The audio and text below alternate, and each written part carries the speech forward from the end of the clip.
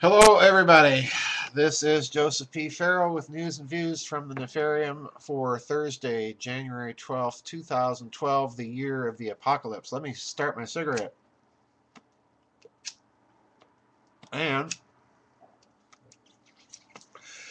we have a couple of announcements, and then I want to comment about an item in the news that I found, and I'm sure you have all noticed it and been thinking about it too. But anyway, the first thing I want to thank everybody for my birthday well wishes that I got from so many of you. Thank you very much. I'm hoping this year to expand the membership on the website and get more videos and monologues up, working on a couple more white papers right now. I apologize that the white papers take so long to research and write, but my writing schedule is kind of heavy, which brings me to my second announcement. The print-on-demand version that a lot of you have been asking about, because many of you don't like Kindle, you like to have a book, and quite frankly, Dr. DeHart and I are both that way ourselves. We like the actual physical book so that we can take our notes and so on inside of books. The proof copies are finally on their way to me. I should have those hopefully either today or sometime this weekend. Once we look over those proof copies and make sure that they're okay, we will release that. Now, one thing I should point out, a lot of you have complained that the mathematical expressions in the Kindle edition are not showing up, and there's nothing we can do about that, folks. That's on Amazon's end. You have to have special programs to insert some of the expressions that we put in there. But the one thing I want you to be aware of is, number one, not seeing those does not change the concepts or the argument presented. And the second thing is that you can find all of those expressions, the mathematical expressions, in Grid of the Gods, because basically what we have done is simply repeat a section from that book so that we can comment in the Yahweh book on some of the implications of that ancient topological metaphor for theology. All right? So the print-on-demand books, if the proofs look okay, I will keep it right here, and I will make an announcement probably on a short little video like this, plus an announcement on the website with a link to Lulu where you can order the print-on-demand directly from Lulu. Now, one thing that will also happen is that it will take a few weeks for Lulu to cycle to Amazon to order the book on print-on-demand off of Amazon, off my web store. But that doesn't mean it won't be available, so I'll make that announcement. Now, this week we had a very interesting thing happen. Actually, two very interesting things, and I want to view them together because I think there's already some internet speculation going on, and that was the recent assassination of the Iranian scientist in Iran that was working on their alleged atom bomb project. Now, the internet rumors, of course, have already pinned the blame on Israel. Iran has already done so, more or less officially. And I am not so sure, for reasons I'm going to get into, that this is actually coming from the West.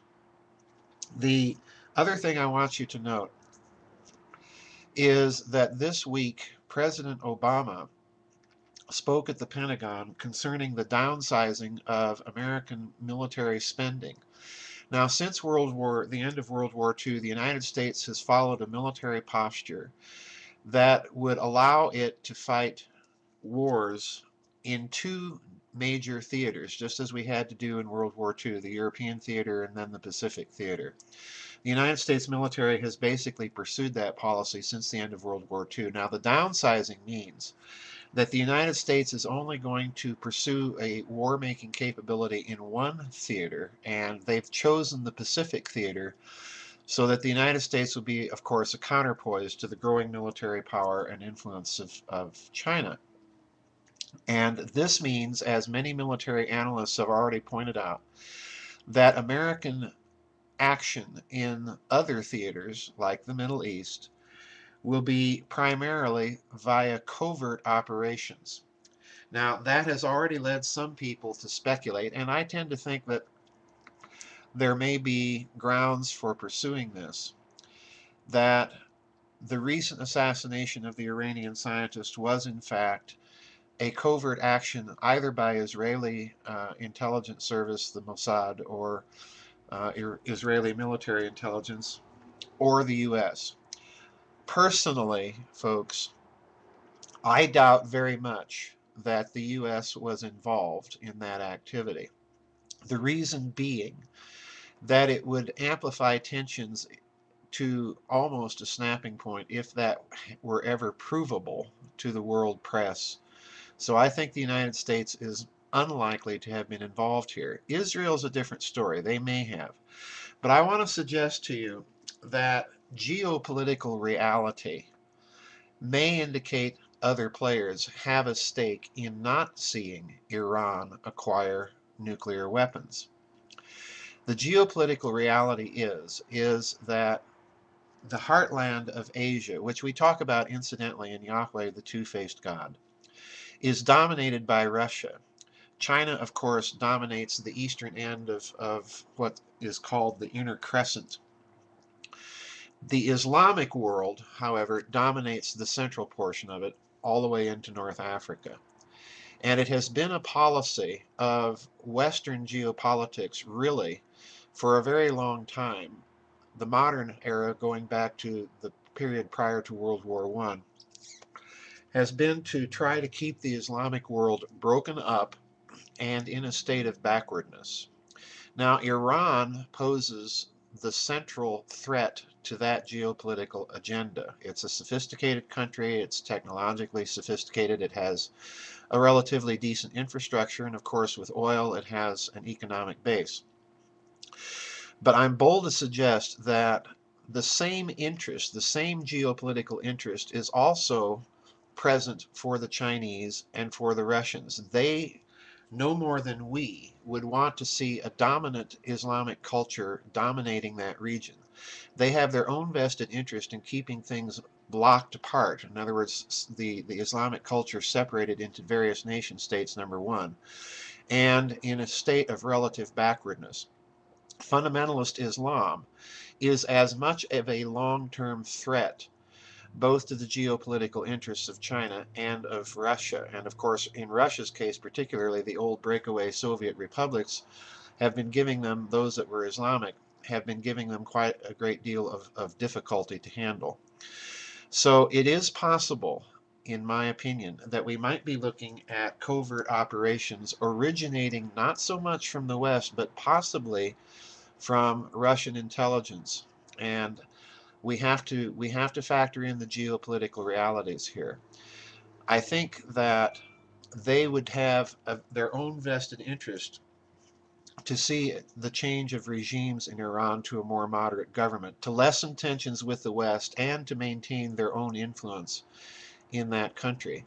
Nuclear proliferation is as much of a problem to them in this respect as it is to the West. North Korea, of course, being a client state of the Chinese, they have been proliferating nuclear weapons, but the Islamic world having nuclear capability is a very different matter for them. So I'm guessing here, folks. There's no evidence to state that what I'm speculating is true or not. But before we start pointing the fingers of blame solely and exclusively at the West, we need to take into consideration that geopolitical reality over the long term also indicates kind of the same thing for the two other powers that are currently backing Iran. It might be their way of slowing down what they know to be a nuclear project, which again, I have my misgivings about that this is what they're really up to.